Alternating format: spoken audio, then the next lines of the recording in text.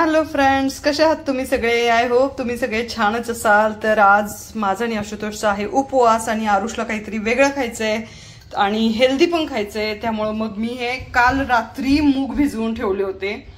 तर आता एक मी स्पेशल रेसिपी करणार आहे. तर तुम्ही याला मुगाचा चिला म्हणू शकता, मुगाची रेसिपी म्हणू शकता. तर बघू आपण कसं करायचं. तर हे मी काल रात्री मूग भिजवून ठेवलेत.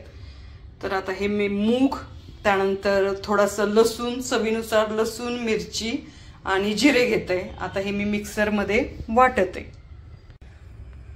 तर हे मूग 1 वाटी आहेत, 1 वाटीपेक्षा थोडेसे जास्त असतील. मिरची, लसूण चवीनुसार घ्या तुम्ही आणि मीठ. आता हे मी मिक्सर करते. याच्यामध्ये थोडंसंच पाणी घातलं मी, अगदी थोडंसं, आणि हे असं झालेलं आहे बॅटर.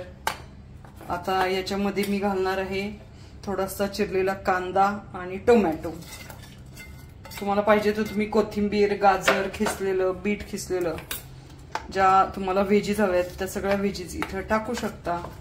आणि थोडंसं मी आता याच्यामध्ये या चमच्याने 1 चमचा बेसन पीठ टाकणार आहे. थोडंसंच मी बेसन पीठ घेतलेलं आहे. आता हे मी हळूहळू करून असं याच्यामध्ये मिक्स करून घेते. व्यवस्थित मिक्स करून घेऊ आता आपण.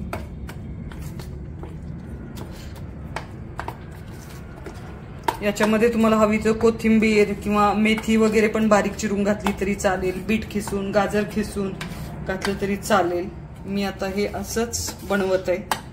आता मी इकडे पॅन ठेवते गरम करायला.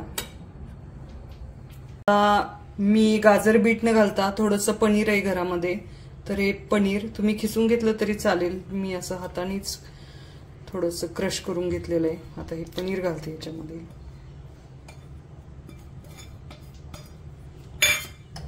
तर मिक्स करून घेऊ छान मस्त असं.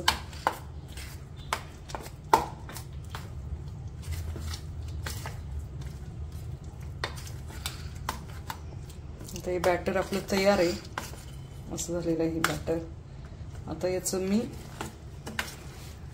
पॅन वरती मस्त रेसिपी बनवते. तर इथे मी पॅनला थोडंसं ऑइल लावून घेतलेलं आहे. तर हे एक्स्ट्राचं ऑइल काढते मी आणि बॅटर टाकते याच्यामध्ये. तर हे असंच तुमच्या आवडील त्या साईजमध्ये, शेपमध्ये तुम्ही असं बनवू शकता. तर हे असे तुम्ही छोटे छोटे पण बनवू शकता याच्यापेक्षा, जर लहान मुलांना द्यायचे असतील तर. तर मी या शेपमध्ये छोटेसे बनवले. थोडासा ना वेळ लागतो, त्यामुळं नॉर्मल ह्याच्यापेक्षा जर असं वेळ लागतो. अजून झालेलं नाहीये, वेट करू आपण 2 मिनिटं.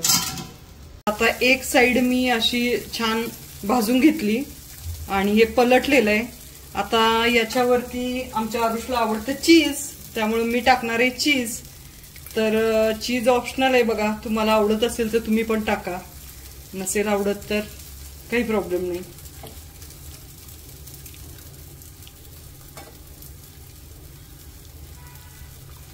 आणि याच्यावर थोडंसं चिली फ्लेक्स आणि ओरिगॅनो.